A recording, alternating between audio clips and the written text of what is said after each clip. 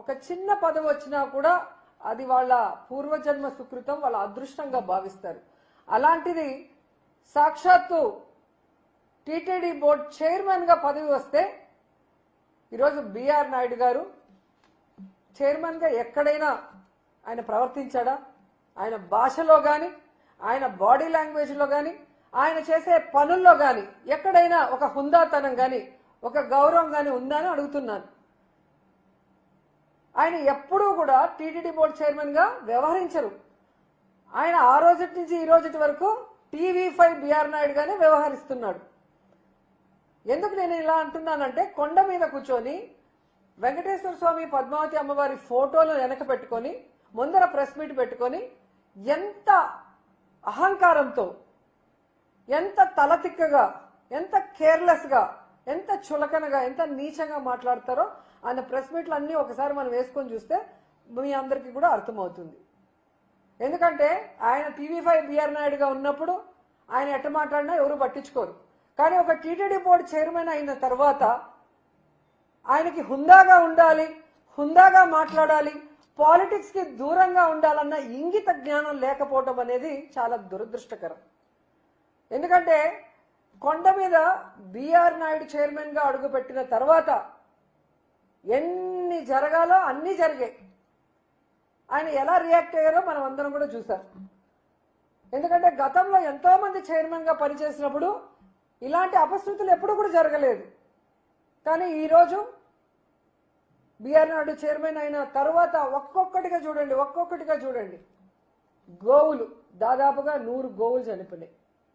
Press meet పెడతాడు, ఏ వయసు అయిపోతే చనిపోవా? ఇదేనా ఒక చైర్మన్ మాట్లాడాల్సిన మాటలు? వయసు అయిపోయి 100 ఆవులు వెంటనే చనిపోతాయా? మీ చేతగానితనం వల్ల చనిపోయినాయి. మీరు వాటిని సరిగ్గా సంరక్షించకపోవటం వల్ల, ఆ తప్పు చేసిన వాళ్ళ మీద మీరు ఎటువంటి చర్యలు తీసుకోకపోవటం వల్ల వెంటనే అన్ని ఆవులు చనిపోయినాయి. అసలు ఒక ఆవు అయితే ఏకంగా గోశాల నుంచి బయటకు వచ్చి రైల్వే ట్రాక్ లో ట్రైన్ గుద్ది చనిపోయింది. అంటే ఎంత నిర్లక్ష్యంగా ఉన్నారు మీ కింద వర్క్ చేసేవాళ్ళు. అంటే మీ మీద భయం, భక్తి లేదు. ఎందుకంటే మీకే దేవుడి మీద భక్తి లేనప్పుడు వాళ్ళు మీకెందుకు భక్తిగా ఉంటారనేది ఆలోచించాలి. అలాగే మీరు చూస్తే భగవద్గీత హిందువులందరూ ప్రతిరోజు ఒక పేజీ అయినా చదవాలి భగవద్గీత అని పెద్దలు చెప్తారు. ఆ భగవద్గీతలో ఉన్న సారాంశాన్ని తెలుసుకొని ఆ విధంగా తమ జీవితంలో ఉన్నతమైన విలువలతో నడుచుకోవాలి అని పెద్దలు చెప్తారు. కానీ ఈ బిఆర్ నాయుడు అంటాడు సిగ్గు లేకుండా, వైఎస్ఆర్ వాళ్ళు 50 కోట్లు పెట్టి బుక్కులు కొట్టేశారు, అవన్నీ రూమ్ లో వేస్ట్ ఉన్నాయి, అసలు ఆ భగవద్గీతలో ఏముంది చెత్తదప్ప అంటాడు. ఆ మూతి మీద 4 పటపట వేయాలనిపించింది నాకు. ఎందుకంటే అలాంటి వాడు టీవీ5లో అసభ్యమైన వాటిని చూపించే మెంటాలిటీ ఉన్నవాడికి, అవి చూసే మెంటాలిటీ ఉన్నవాడికి, అవి చేసే మెంటాలిటీ ఉన్నవాడికి భగవద్గీత గొప్పదనం, భగవద్గీతలో ఉన్న సారాంశం ఎలా అర్థమవుతుంది? అందుకే దాంట్లో ఏమి లేదు చెత్త అంటున్నాడు. దీని మీద ఖచ్చితంగా హిందువులందరూ కూడా తిరగబడాలి.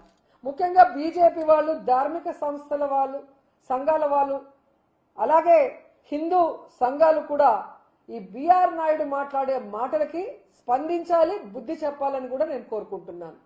ఎందుకంటే మన హిందూయిజాన్ని, మన ధర్మాన్ని, మన భగవంతుణ్ణి, అలాగే మన భగవద్గీతని చులకనగా మాట్లాడే ఇలాంటి వ్యక్తికి టీటీడీ బోర్డు చైర్మన్ గా ఉండే అర్హత ఉందా? అలాంటి వాడిని వెంటనే రాజీనామా చేయించి మెడ పట్టుకొని గెంటేయాలని కూడా వీళ్ళందరినీ కోరుకుంటున్నాను. ఈరోజు ఒక వీడియో రిలీజ్ అయింది. బిఆర్ నాయుడు ప్రెస్ మీట్లే చూడండి, అది నిజమా కాదో మీకే అర్థమవుతుంది. ఎందుకంటే ఆయన కోసం చాలా మంది ఆడవాళ్ళు తెగ మాట్లాడుతున్నారు.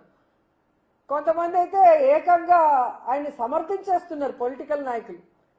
ఆయన ప్రెస్ మీట్ చూస్తేనే మీకు అర్థమైపోతుంది అది నిజమా కాదా అని. ఆయన మీద ఏఐ చేసి బ్యాడ్ చేయాల్సినంత అవసరం ఎవరికీ కూడా లేదు. ఆయన అంత గొప్ప వ్యక్తి కూడా కాదనేది తెలుసుకోవాలి. రెండవది, ఆయన మాట్లాడిన మాటల్లో ఆ వీడియోలో తప్పే ఉంది. ఆ వీడియోలో ఉన్న ఆవిడ మాకు 25-30 సంవత్సరాలుగా మా అందరికీ ఒక మంచి రిలేషన్షిప్ ఉంది, వాళ్ళ ఇంట్లో వాళ్ళు కంప్లైంట్ చేశారా లేదా మా ఆవిడ కంప్లైంట్ చేసిందా, మీకేంటి బాధ, ఇలా మాట్లాడినప్పుడు అది ప్రజల విజ్ఞతకే వదిలేస్తున్నాను. వాళ్ళిద్దరి మధ్య ఏముంది, ఏం జరిగింది, ఏం జరగలేదని. ఎందుకంటే ఈరోజు ఆ వీడియోలు బయటకు వచ్చాయి అంటే ఒకటి ఆమెనా బయట పెట్టాలి, లేదా వాళ్ళ ఇంట్లో పనిచేసే వాళ్ళైనా బయట పెట్టాలి. వేరే వాళ్ళు పోయి వాళ్ళ ఇంట్లో కెమెరా పెట్టి తీసేంత అవకాశం ఉంటుందా?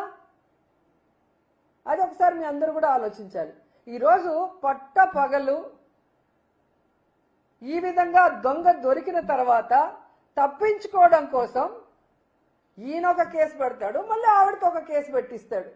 అవి ఫేక్ వీడియోలు, ఏఐ వీడియోలు, మా మా మా గౌరవాన్ని భంగపరుస్తున్నారు అనేసి.